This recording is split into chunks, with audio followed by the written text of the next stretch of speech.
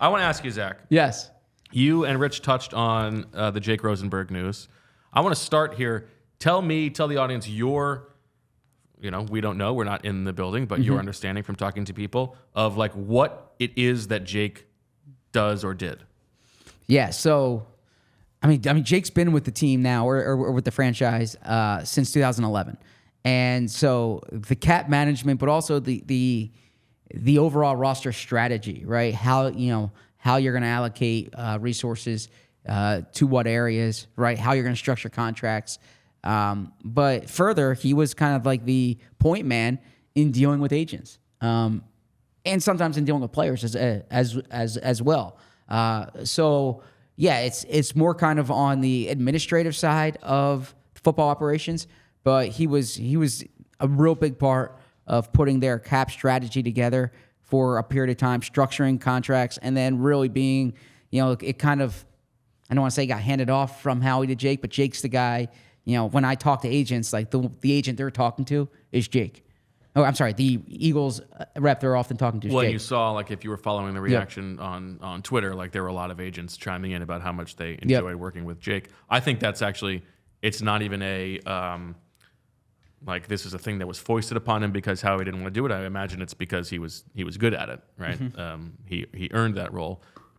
Do you view this as, from an Eagles, they've had guys, and girls, they've had lots of people leave. Sure.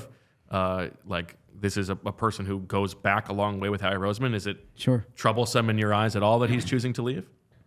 I mean, look, you want as much talent in the building as you can, and he's, by all accounts, like he's talented and very good at what he does. And the Eagles have been smart cap wise. Like it's controversial in terms of some.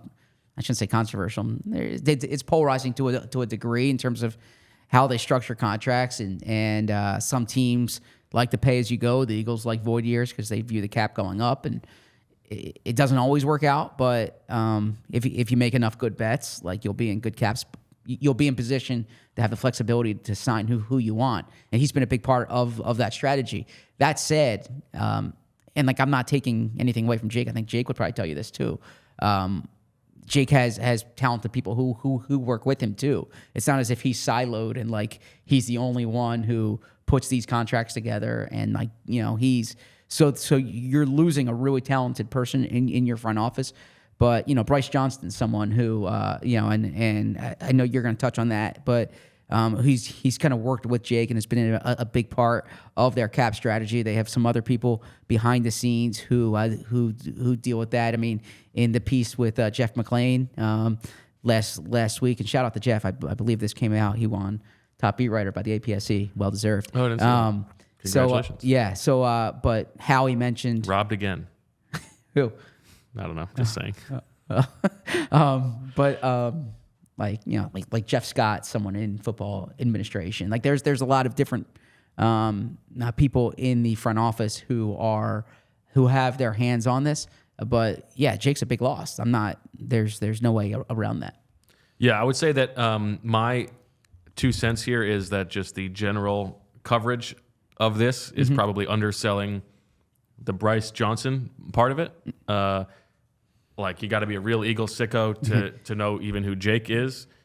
But even a level beyond that is Bryce Johnston. And Bryce Johnston, who was once upon a time a sicko just like you. Like, he was running the Eagles salary cap website, like the over-the-cap version just for the Eagles. And that's how he got the job with the Eagles. Yep. And my understanding is that, like, part of the reason that Jake is leaving is because Bryce is, like, very clearly elevating to a bigger role as the person who is in charge of their salary cap strategy and their player acquisition strategy.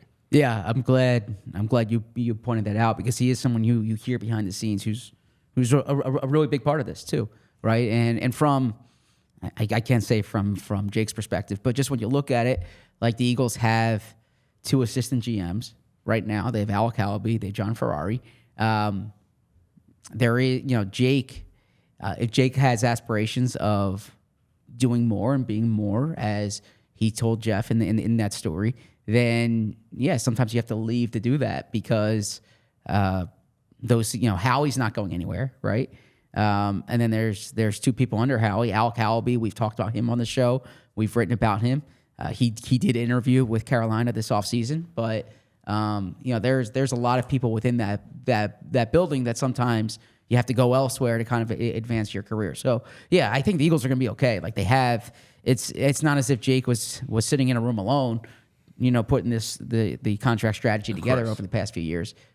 But there is, it's human capital, right? There, you will lose a certain amount of intellectual capacity in that building. Sure, and that's why it's not dissimilar to the conversation of Nick Sirianni having to backfill his staff when a bunch of people leave, right? You have to have that pipeline from within. So absolutely, yeah, it'll be an interesting test and interesting to follow. We all silly like the mayor.